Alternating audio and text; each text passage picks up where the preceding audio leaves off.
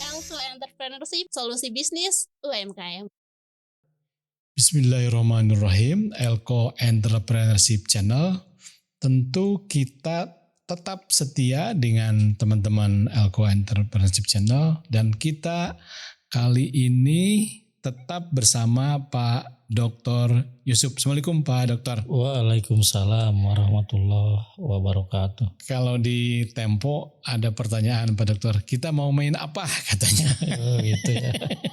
Maksudnya apa yang akan diangkat pada sore ini, siang ini, ya tergantung teman-teman mampir di Elko Entrepreneurship Channel. Pak Dokter, mau main apa gitu bahasanya kalau di Tempo pada kali ini? Kan begini Pak Anton, Siap, channel Dokter. kita itu kan selalu fokus untuk membahas tentang tema-tema kewirausahaan. Iya. Nah sekarang biasanya mungkin bagi teman-teman muncul sebuah pertanyaan. Apa persiapan yang harus kita lakukan ketika kita akan memulai usaha atau akan mengembangkan usaha? Ini yang harus kita berikan arahan, berikan pengetahuan. Saya percaya teman-teman Elko Entrepreneurship Channel adalah orang-orang yang terancam kaya raya, tapi sekaligus juga menguasai iman dan takwa.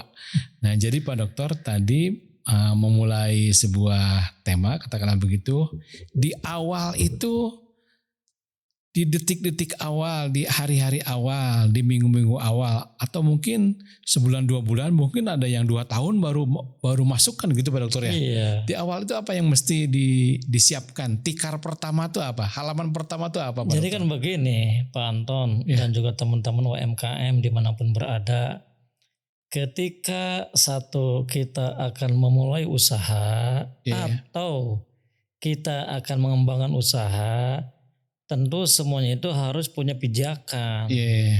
Jangan sampai kita itu spekulasi bekerja tanpa pijakan. Pijakannya itu apa? Nah, kita bicara tentang peluang usaha.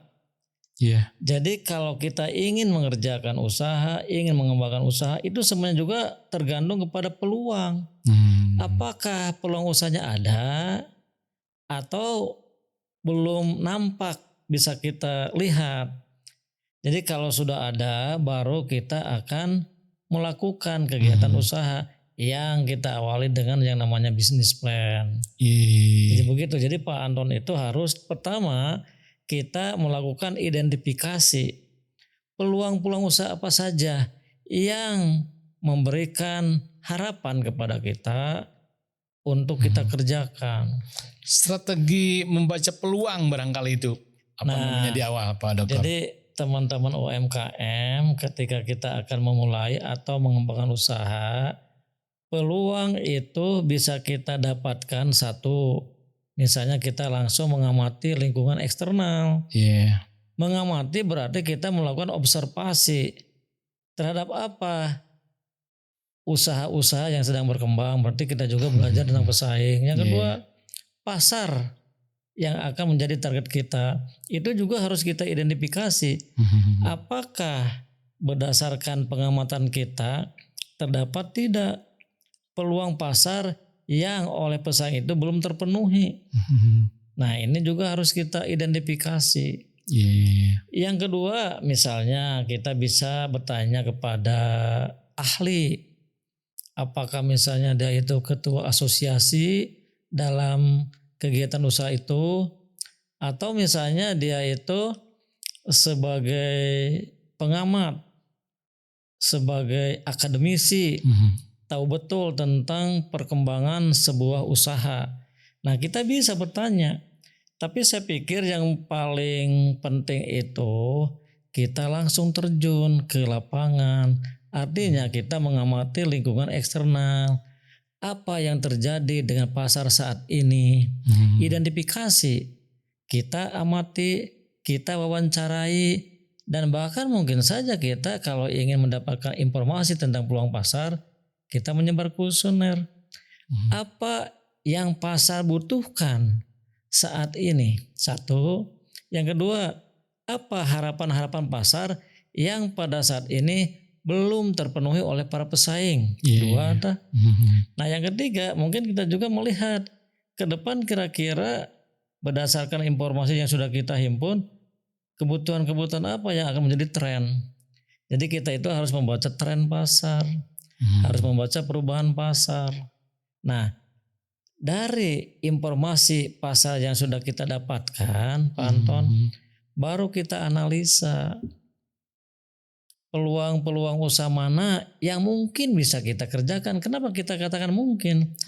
Karena bisa jadi semua informasi tentang peluang pasar tidak semuanya bisa kita kerjakan. Karena kita juga memiliki kemampuan, memiliki sumber daya. Jadi peluang usaha itu harus kita sesuaikan dengan sumber daya atau kemampuan yang kita miliki. Nah itu namanya menganalisa. Biasanya Pak Anton kalau anak-anak kuliahan, dia selalu menggunakan analisa SWOT. Analisa berdasarkan kekuatan, kelemahan, peluang, ancaman. Dari situ baru menentukan sebuah strategi. Itu biasa anak-anak kuliah. Tapi kalau kita sebagai UMKM, paling tidak kita sudah bisa menimbang-nimbang. Berdasarkan satu, pengalaman kita, pengetahuan kita, informasi dari orang-orang yang kita percayai, atau dengan kata lain kita bertanya kepada expert judgment. Perusahaan itu sendiri, asosiasi perusahaan itu sendiri, akademisi. Nah, kalau kita rajin bertanya kepada mereka, tentu kita bisa menganalisa kira-kira peluang mana yang akan menjadi target kita untuk kita kerjakan.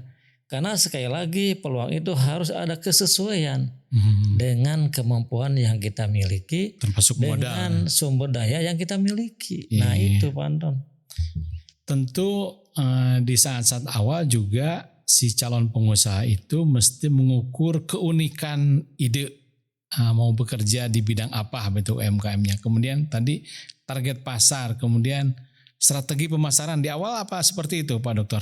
Kalau di awal Pak Anton, teman-teman UMKM itu harus dulu mengetahui tentang informasi pasar.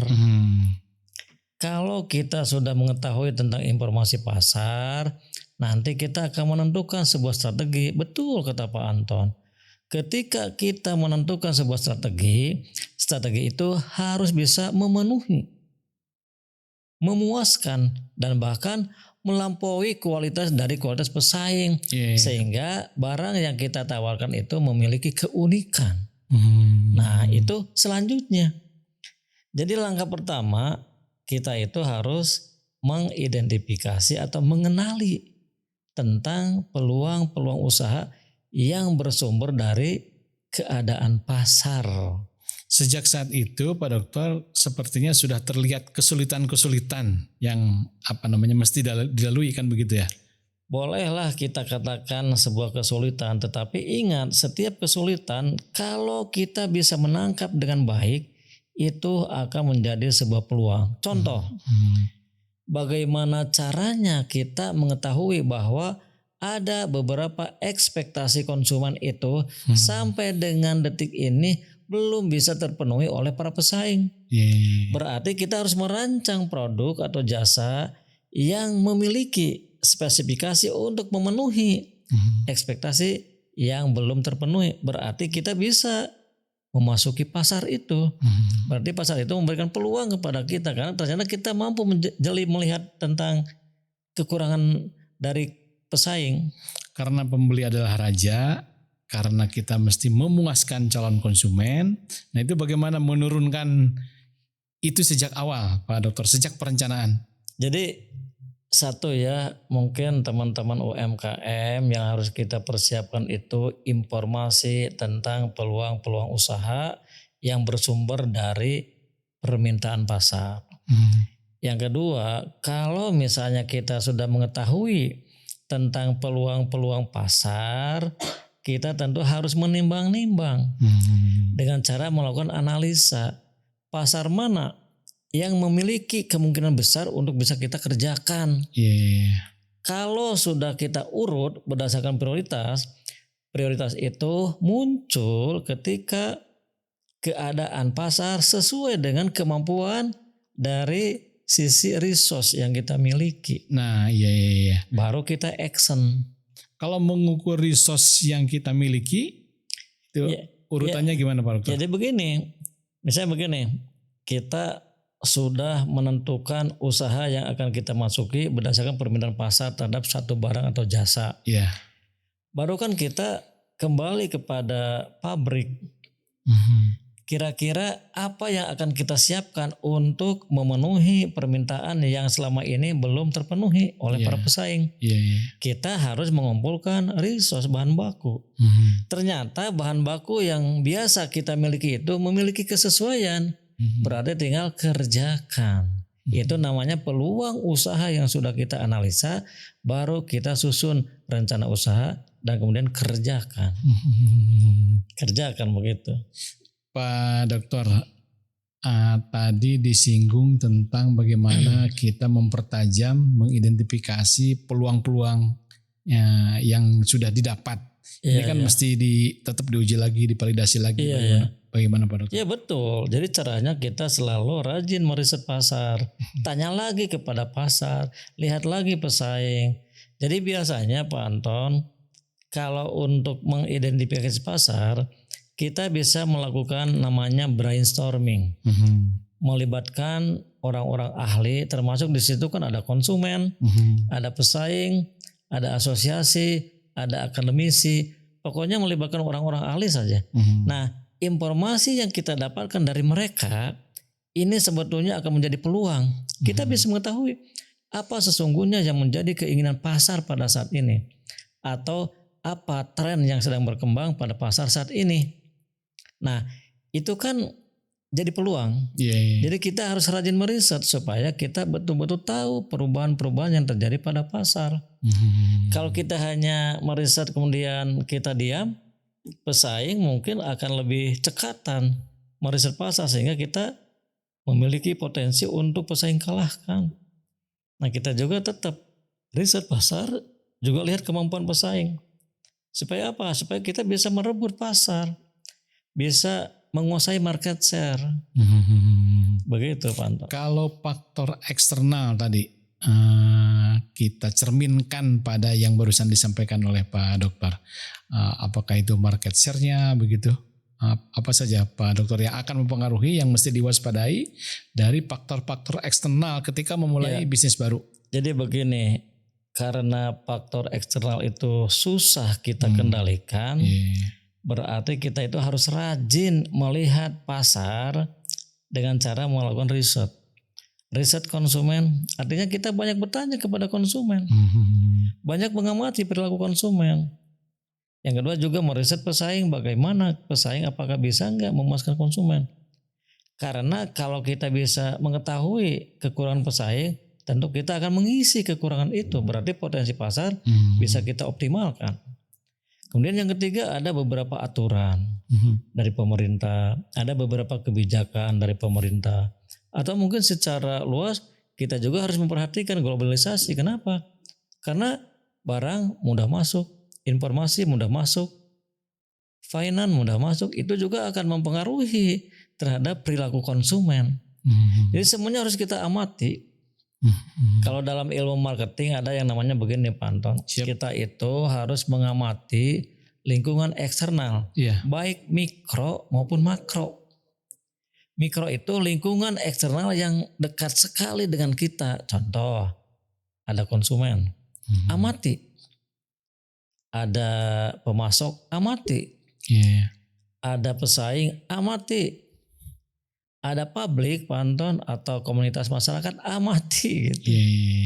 Ada government, amati.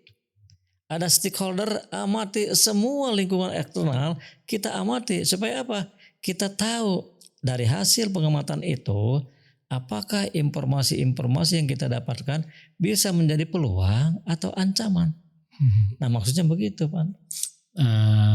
Pak Dokter, ketika itu dilakukan terus begitu ya. Nah seorang calon pengusaha ini mesti punya sikap leadership gitu. mau kemana. Yang kedua, tadi berkali-kali Pak Dokter menekankan amati. Barangkali dalam bahasa agamanya adalah silaturahmi gitu ya. Silaturahmi itu kan dalam bentuk mengamati, silaturahmi itu dalam bentuk membaca data, silaturahmi itu dalam bentuk tadi menilai lingkungan, menilai eksternal, termasuk menilai ke dalam. Barangkali dalam bahasa agama silaturahmi mendatangkan rezeki itu begitu. Yang kedua, secepat apakah si UMKM itu punya keputusan, Pak Dokter? Ya harus cepat, Pak Anton. Ketika peluang itu ada, kemudian kita memiliki sumber daya atau kemampuan memadai, kerjakan. Kalau misalnya kita lambat-lambatkan, tentu ini akan menjadi perhatian para pesaing. Karena sekarang kompetitif itu benar-benar terjadi sangat hiper. Sehingga ada sebagian orang yang mengatakan situasi persaingan sekarang sudah masuk kategori hyper kompetitif. Sangat-sangat ketat karena jumlah pesaing itu hampir sebanyak juga jumlah konsumen. Atau dengan kata lain sekarang itu terjadi sebuah persaingan pasar sempurna. Jumlah pesaing, jumlah konsumen hampir sama banyak. Kalau sama banyak berarti yang enak itu siapa? Konsumen. Dia akan bisa mengendalikan harga, mengendalikan kualitas, mengendalikan distribusi dan lain-lain. Jadi perusahaan tidak punya kekuatan apa-apa. Semuanya tergantung kepada konsumen. Kenapa? Karena pesaing terlalu banyak. Begitu. Sebelum ke format pesaing terlalu banyak, saya kemarin mendapatkan satu informasi karena sekarang berseliweran informasi di media sosial.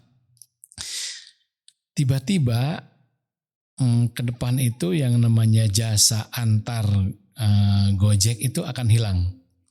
Itu akan diganti oleh drone. Jadi misalnya saya pesan satu barang di satu toko, diambil oleh drone dari toko itu ke sebut saja terminal kecil yang ada di tiap RW begitu. Dan itu akan diambil persis seperti kita mengambil uang di ATM. Tapi tempat pengambilannya agak besar begitu. Jadi kalau loket ATM kan setebal uang saja. Nah ini nanti si loket di ATM itu untuk pengambilan barangnya kira-kira segede barang laptop begitu atau besar. Nah ini kan percepatan itu begitu ada begitu dan menciptakan begitu Pak. Menciptakan. Jadi kalau tadi kan mengamati, kalau ini kan menciptakan perubahan. Bisakah UMKM itu didesain untuk menciptakan layanan begitu, menciptakan barang, gimana Pak Dokter? Semuanya berawal dari hasil pengamatan terhadap lingkungan eksternal, baik mikro maupun makro. Jadi setelah kita mendapatkan informasi dari lingkungan itu, tentu kita harus cepat melakukan inovasi.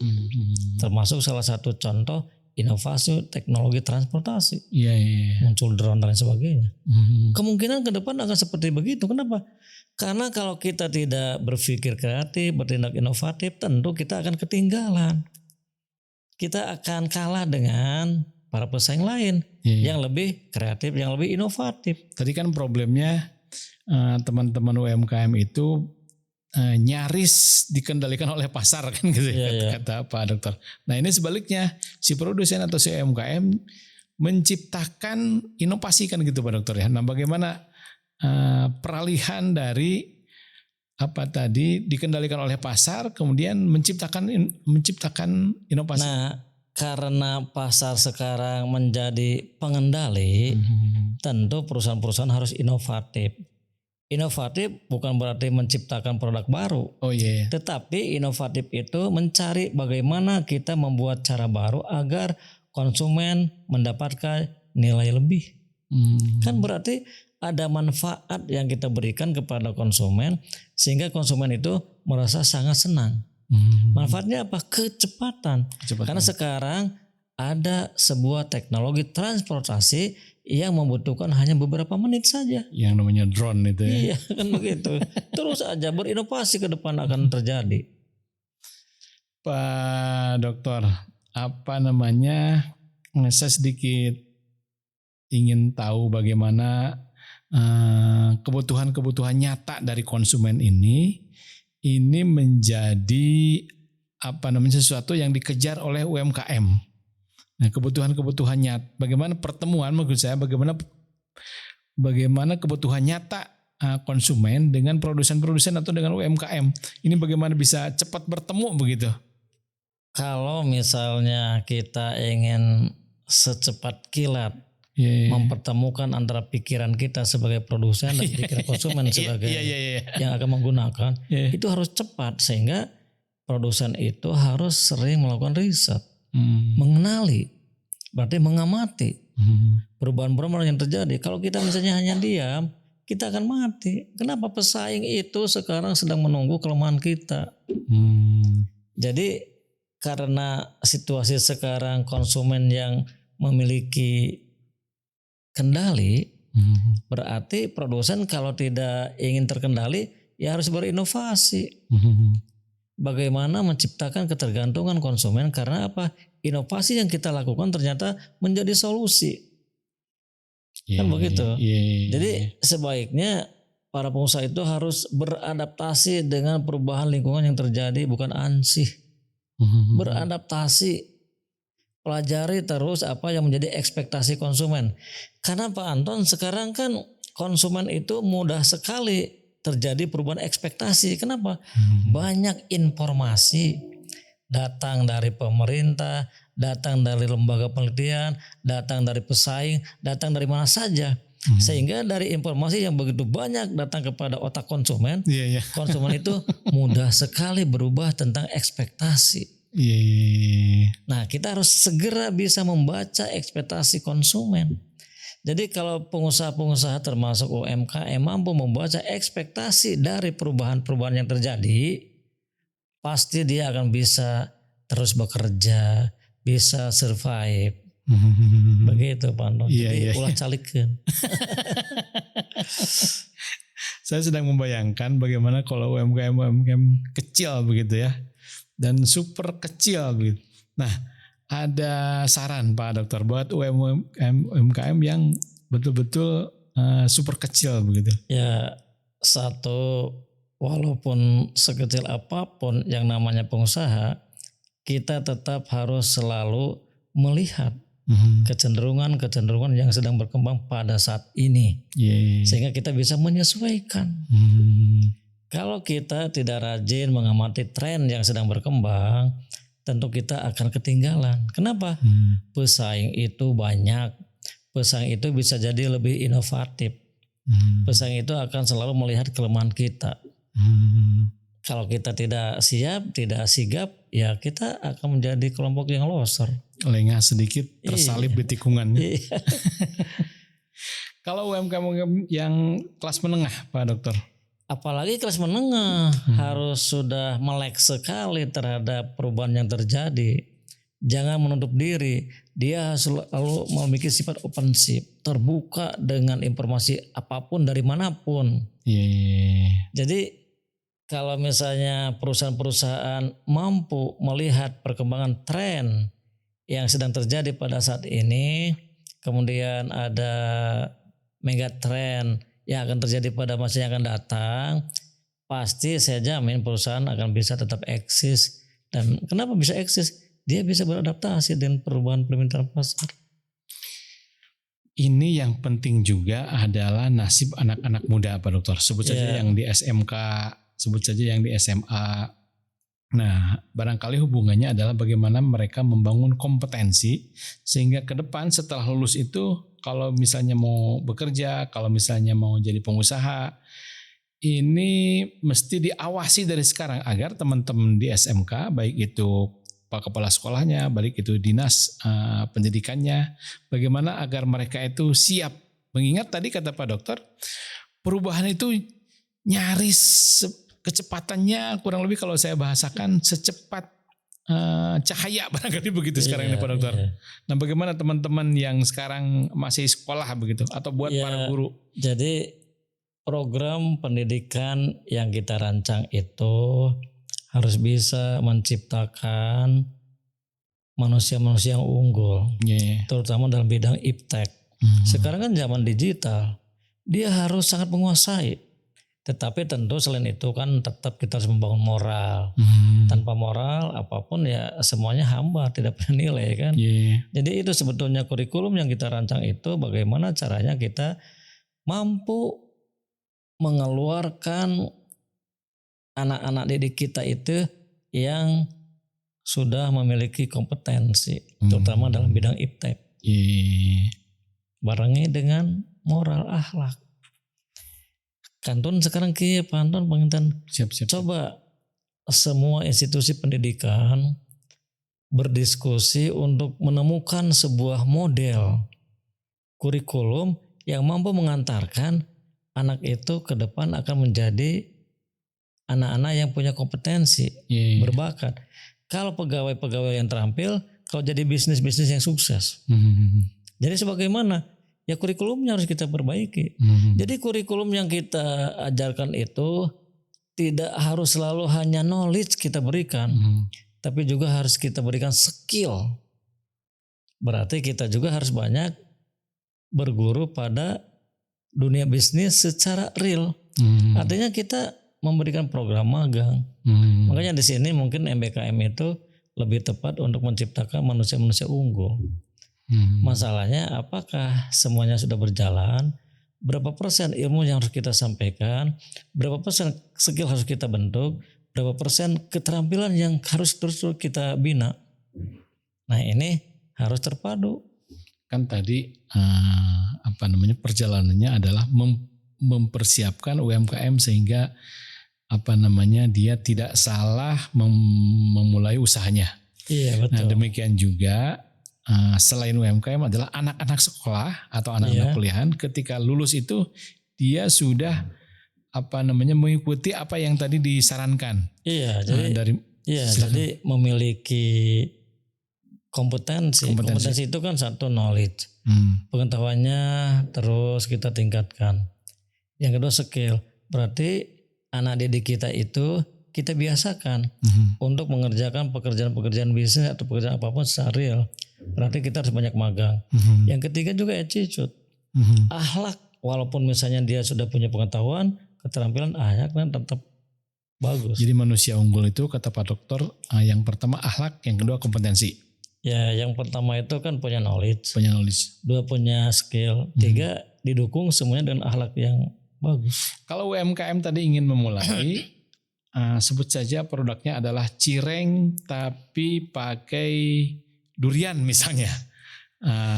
Itu cireng khas, itu cireng rasa durian, itu cireng misalnya setelah analisis ada marketnya dan akan laku kira-kira begitu. Nah, si anak ketika di SMK, kalau tadi si UMKM produknya adalah cireng rasa durian, kalau si anak barangkali untuk jurusan di SMK, jurusan teknik mesin, misalnya dia perlu dilatih keterampilan mengelas di bawah air laut misalnya begitu. Nah, perlu sespesifik itu nggak Pak Dokter kompetensi itu? Iya betul.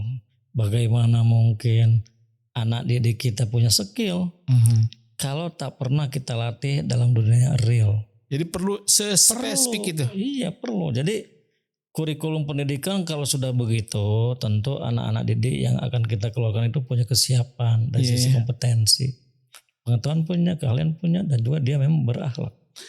Yang tadi yang UMKM juga perlu spesifik yang ditawarkan tuh Pak Dokter ya? Iya jelas perlu. Kan kita pernah membahas modal-modal yang harus kita siapkan sebelum kita mengawali kegiatan usaha. Secara ilmu, kan setiap UMKM yang akan mengembangkan usaha, tentu kita harus mengidentifikasi peluang-peluang usaha. Usaha apa yang masih memiliki peluang, dan peluang itu bersumber dari permintaan. Berarti kita akan melakukan riset, permintaan-permintaan apa sajakah yang sampai dengan saat ini belum terpenuhi oleh pesaing. Berarti itu ada peluang. Ternyata sudah terpenuhi, berarti kita harus bersaing. Tetap kita harus melakukan riset, wawancara kepada konsumen. Apa ekspektasi konsumen yang masih belum terpuaskan oleh produk pesaing? Berarti kita harus mampu membuat produk yang bisa memuaskan konsumen. Berarti itu juga punya peluang. Artinya kita harus menciptakan sebuah strategi yang bisa mengungguli strategi pesaing. Jadi terus aja begitu. Pak Dokter, kalau tadi industri dengan sekolah sehingga dia bisa menciptakan kompetensi yang diinginkan oleh industri. Jadi industri dengan sekolah itu ada dalam satu atap. Nah, kalau UMKM satu atapnya itu dengan siapa sehingga dia bisa menghasilkan produk yang betul-betul layak pasar? Ya sama dengan sekolah. Jadi sebaiknya program pendidikan itu harus ngeling dengan dunia bisnis termasuk industri. Termasuk UMKM. Kenapa? Karena bisa jadi dari hasil trial anak didik kita itu nanti yang akan mengeksekusi para pelaku usaha UMKM. Sehingga UMKM bisa berkembang. Jadi UMKM mah operator lah, eksekutor lah. Tapi ide-ide semuanya berasal dari institusi pendidikan. Bisa jadi kolaborasi seperti begitu akan membantu meningkatkan UMKM berkembang ke depan lebih pesat.